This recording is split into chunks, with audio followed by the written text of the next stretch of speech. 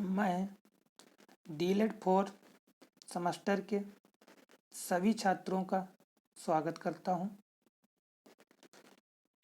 आज की जो टॉपिक है वो चतुर्भुज का अर्थ, उसके विकर्ण, संलग्न भुजा, सम्मुख भुजा, सम्मुख और बाह्य कोणों का बोध। मतलब ये हुआ कि आप लोगों को चतुर्भुज के बारे में पढ़ना है कि उसमें क्या विकर्ण होता है, क्या संलग्न भुजा होती है, सम्मुख भुजा क्या होती है, सम्मुख कोण क्या होते हैं, बाह्य कोण क्या होते हैं और अंतःकोण क्या होते हैं। मतलब चतुर्भुज की पूरी चतुर्भुज की प्रॉपर्टी के बारे में आप लोगों को पढ़ना है। सबसे पहले मैं आप लोगों को बता देता हूँ चतुर्भुज क्या होता है। कोई बंद आकृति चार भुजाओं से मिलकर बनी हुई आकृति, कोई बंद आकृति चार भुजाओं से मिलकर बनी हुई आकृति को हम चतुर्भुज कहते हैं। अब यहाँ से चतुर्भुज मतलब चार भुजाएं। अब देखो, जब चार भुजाएं हैं तो उस भुजाएं के चार भुजाएं हैं तो कहीं ना कहीं चार शीर्ष भी होंगे।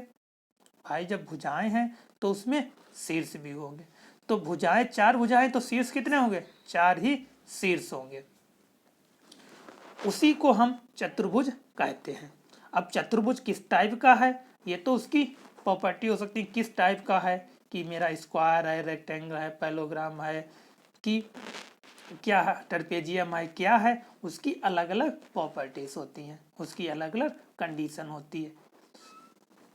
इसी के अंतर्गत आप लोगों को मैं बताता हूं कि विकर्ण क्या होते हैं और संलग्न भुजाएं क्या होती हैं, सम्मुख भुजाएं क्या होती हैं, सम्मुख कोण और बाह्य कोण में क्या अंतर है।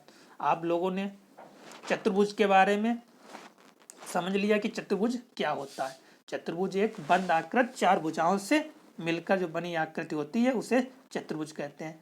इसी चतुर्भुज में संलग्न भुजा क्या होती हैं? जैसे कि एक मेरा चतुर्भुज दिया है ABCD, जो आप लोग फिगर में देख रहे हैं, एक दिया हुआ।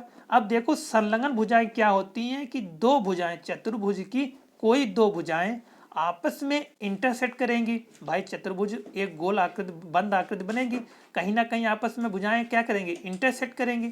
जैसे कि AB और BC ये आपस में एक दूसरे की संलग्न भुजाएं हैं, मतलब एक दूसरे से ज्वाइंट है, संलग्न भुजाएं हैं।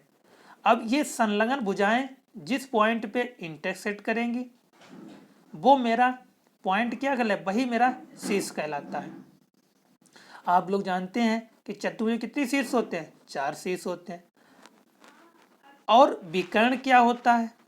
देखिए विकर्ण क्या होता है कि भुजाएं जो हैं, जैसे संलग्न भुजाएं मैंने पढ़ लिया, उसके बाद विकर्ण कि मेरा जो साइड A और C, पॉइंट A और C को आपस में मिलाया, पॉइंट A और C को आपस में मिलाया, तो जो लाइन A और C से खींची गई लाइन वही मेरी क्या कहलाती है? विकर्ण कहलाती है।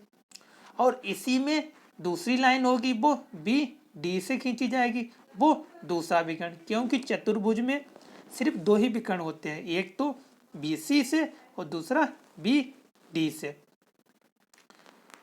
और इसके सम्मुख भुजाएं, अब देखो सम्मुख भुजाएं क्या होती हैं? जो चतुर्भुज बना हुआ है उसके आमने सामने की भुजाएं जो होगी, आमने सामने की जो भुजाएं होगी उनको हम क्या कहते हैं? सम्मुख भुजाएं। जैसे कि AB के सामने कौन सी भुजा है? CD, तो ये आपस में क्या हो गए? सम्मुख भुजाएं। इसी प्रकार BC की सम्मुख भुजा AD, मतलब आमने सामने की भुजाएं। अब इसी के साथ अंतःकोण। देखिए अंतः मतलब अंदर का कोण, बाह्य मतलब बाह्य का कोण। अब देखिए चतुर्भुज के अंदर सिर्फ चार कोण होते हैं। एक कोण होगा एंगल ABC, मतलब B पॉइंट पे एंगल। दूसरा एंगल होगा BCD, मतलब C पॉइंट पे एंगल। तीसरा होगा एंगल CDA, पॉइंट D पे एंगल। तीसरा होगा DAP, एंगल B पे।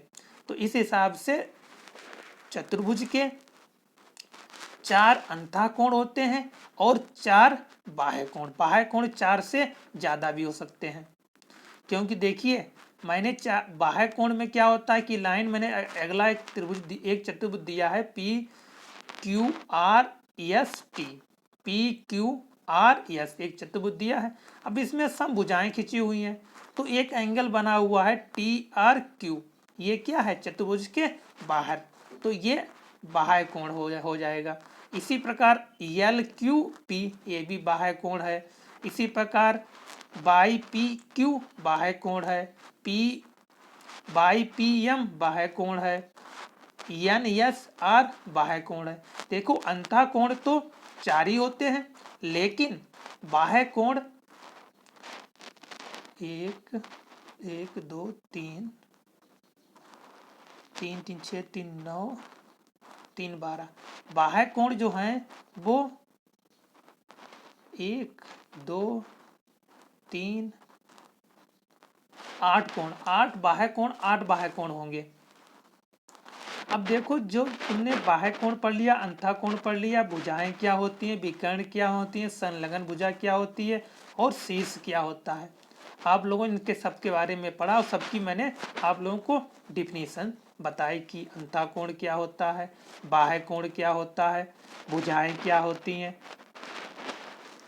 और विकर्ण क्या होते हैं, समांतर भुजाएं सम्मुख भुजाएं क्या होती हैं, इसके बारे में पढ़ा। इसी के अंतर्गत एक क्वेश्चन दिए हुए हैं, आप लोग इनको सॉल्व कर लेना। देखिए इस चैप्टर में आप लोगों को सिर्फ ये पढ़ना था कि चतुर्भुज का अर्थ क्या है, मतलब चतुर्भुज क्या होता है, उसमें विकर्ण क्या होता है, सम्मुख भुजाएं क्या होती हैं, विकर्ण क्या होते हैं और डायगोनल मतलब विकर्ण, और अंतः कोण क्या होता है और बाह्य कोण होता है क्या होता है, उस आकृति के बारे में चतुर्भुज की प्रॉपर्टी के बारे में पढ़ना था। और इसके अंतर्गत आप लोगों को क्वेश्चन करने हैं कि इसमें कौन सी भुजा है, क्या उसका एरिया है, क्या निकालना है, वो आप लोग अगले लेक्चर में मैं आप लोगों को बताऊंगा। और इसके भुजाएं निकालना, अंतः कोण निकालना, बाह्य कोण निकालना, इसके अंतर्गत आप किसी भी बुक से इसके क्वेश्चन आप लोग सॉल्व कर लेना। धन्यवाद।